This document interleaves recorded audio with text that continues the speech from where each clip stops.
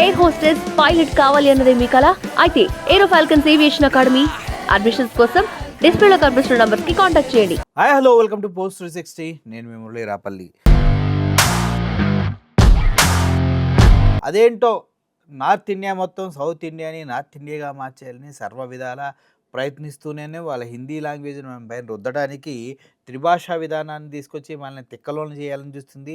దాన్ని ఎదుర్కొందామంటూ చాలామంది ఎదురు తిరిగితే సోకాళ్ళు చంద్రబాబు నాయుడు గారు 3 భాషలు ఉంటే తప్పేంటయ్యా, 3 భాషల విధానంలో తప్పే ఉందని ఆయన గతంలో మీ భాషని మా పైన రుద్దితే ఊరుకోవని చెప్పిన పవన్ కళ్యాణ్ కూడా ఏముంది హిందీ నేర్చుకుంటే తప్పు ఏముంది అంటూ ఆయన లోకేష్ గారు కూడా అంతే ఇదే వర్షంలో మాట్లాడటం జరిగింది. అయితే రోజు రోజుకి బీజేపీ నాయకుల ఆగడాలు దేశంలో ఉన్న ప్రతి మూలను ఆక్రమించుకోవని హిందుత్వ భావజాలాన్ని ప్రబలింపచేసి ఓట్ల రూపంలో వేరే వేరే రూపాల్లో లబ్ధి పొందాలని చూస్తున్న విధానం కనుక క్లియర్గా అబ్జర్వ్ చేస్తే ఇది పూర్తి స్థాయిలో జరుగుతున్న కుట్ర అన్న విషయం ప్రతి ఒక్కరికి అర్థమైపోతుంది. ఈ కుట్రని సమర్థిస్తున్న వాళ్ళు కూడా చివరికి ఆ కుట్రకు బలైపోవాల్సిందే. లోకల్ పార్టీలు ఏవైతే ప్రాంతీయ పార్టీలు అంటే టీడీపీ కావచ్చు, వైఎస్ఆర్సీపీ కావచ్చు, ఇటువంటి ప్రజారాజ్యం కావచ్చు, జనసేన కావచ్చు, ఇటువంటి పార్టీలన్నింటినీ కూకటి వేళ్లతో ప్రజారాజ్యం ఇప్పుడు లేదు ఎందుకు చెప్తున్నామని అనకండి. రాబోయే రోజుల్లో ప్రజారాజ్యం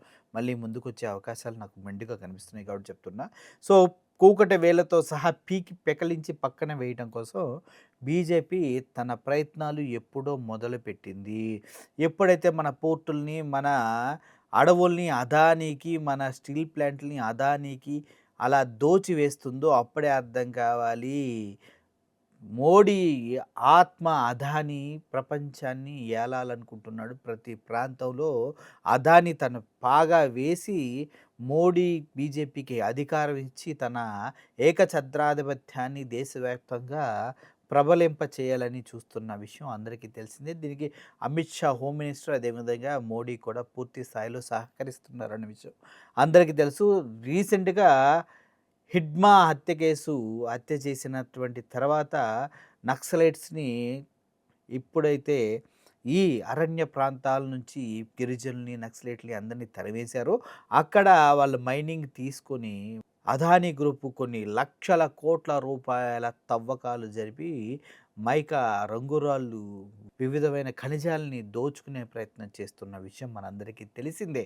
అయినప్పటికీ కూడా మనం వాళ్ళని వెంటేసుకునే రావాలి. ఎందుకంటే మనం కూటమిలో కలిసి ఉన్నాం కాబట్టి బీజేపీ ఏం చెప్తే అది చేయాలి కాబట్టి అలా చేయకపోతే ఓటుకు నోటు కేసులో చంద్రబాబు నాయుడు గారు బొక్కలోకి వెళ్తారు. ఒకవేళ ఓటుకు నోటు కేసు కాకపోయినా కూడా చివరికి మన స్కిల్ డెవలప్మెంట్ కేసు ఉంది కదా, అందుట్లోనైనా బొక్కలోకి వెళ్ళి మక్కలెర కొడతారనే భయంతో సహకరించక తప్పట్లేదు. అటు జగన్మోహన్ రెడ్డి గారి పైన కూడా పలు కేసులు ఉన్నాయి. ఆయన కూడా తలొగ్గి బీజేపీ గవర్నమెంట్కి శిరస ఉంచి ఉంటున్నారా అన్నది అందరికీ వస్తున్నటువంటి డౌట్. ఈ క్రమంలోనే మచిలీపట్నంలో ఉద్రిక్త పరిస్థితులు ఏర్పడ్డాయి. అసలు కారణం ఏంటి అని కనుక మీరు క్లియర్గా పరిశీలించినట్టయితే నేషనల్ వైడ్గా జరుగుతున్నటువంటి దారుణమే ఇది కూడా. ఎక్కడా కూడా ప్రాంతీయ పార్టీల ఆనవాళ్ళు ఉండకూడదు అంటూ తీసివేస్తూ ఉన్నారు. ఇక్కడ ఎన్టీఆర్ మార్గంగా, ఎన్టీఆర్ సర్కిల్గా పేరుగాంచినటువంటి మచిలీపట్నంలోని ఒక ప్రాంతంలో ఇక్కడ వాజ్పేయి విగ్రహం పెట్టాలని చూస్తూ ఉన్నారు. వాజ్పేయి ఎవరు? గతంలో ప్రధానమంత్రిగా చేసిన వ్యక్తి. ఆ వాజ్పేయి విగ్రహాన్ని బీజేపీ అక్కడ పెట్టాలని చూస్తూ ఉన్న తరుణంలో లోకల్గా ఉన్నటువంటి ఎన్టీఆర్ అభిమానులు అక్కడికి వచ్చి దాన్ని అడ్డుకోవడం జరిగింది.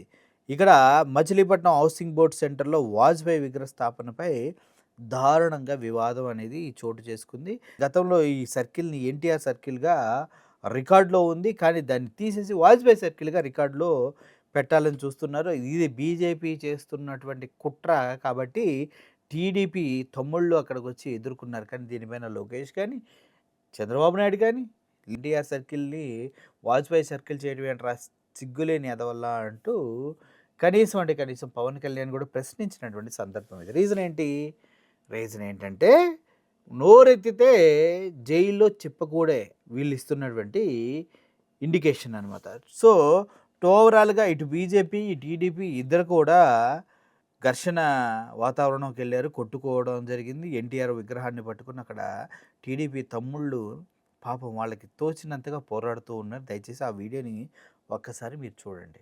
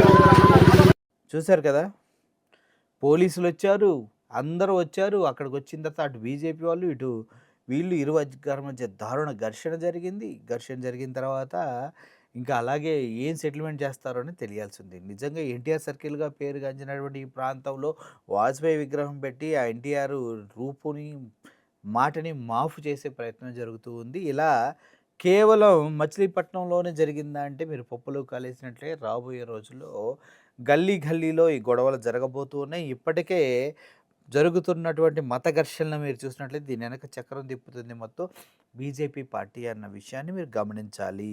గుళ్ళల్లో ఎటువంటి దాడులు జరిగినా, బ్రాహ్మణులపై దాడి జరిగినా బీజేపీ మద్దతుదారులు చేస్తున్నాయి తప్పించి వేరే వాళ్ళు ఎవ్వరూ కాదు. ఎందుకంటే ఇక్కడ ఒక విషయాన్ని మీరు గుర్తుంచుకోండి, హిందూ ముస్లిమ్స్ క్రిస్టియన్స్ మధ్య విభేదాలు సృష్టించటం, వర్గాలుగా పార్టీల్ని విడగొట్టడం, చివరికి ఆ ప్రదేశంలో వీళ్ళు అల్లర్లు లేపి దాన్ని బీజేపీకి, హిందుత్వానికి అన్వయించి మన మధ్యలో చీలిక తీసుకొచ్చి లబ్ధి పొందే ప్రయత్నమే ఇది. ఇది ఎప్పటి నుంచో ఉంది, డివైడ్ అండ్ రూల్ బ్రిటిష్ కాలం నుంచి. కాకపోతే ఇప్పుడు అదే ఫార్ములాని బీజేపీ ముందుకు తీసుకెళ్ళటం నాకు చాలా చాలా నమ్మశక్యం కావట్లేదు. కానీ సిగ్గు లేకుండా అదే చేస్తున్నారని తెలిసినప్పుడు మొహం మీద ఉయ్యాలనిపిస్తూ ఉంది. మీకేమనిపిస్తుందో దయచేసి కింద కామెంట్ రూపంలో తెలియజేయండి. Murali signing off. Thank you so much. Air hostess pilot కావాలి అన్నదే మీ కల అయితే ఏరో ఫాల్కన్స్ ఏవియేషన్ అకాడమీ అడ్మిషన్స్ కోసం డిస్ప్లేలో కనిపిస్తున్న నంబర్కి కాంటాక్ట్ చేయండి.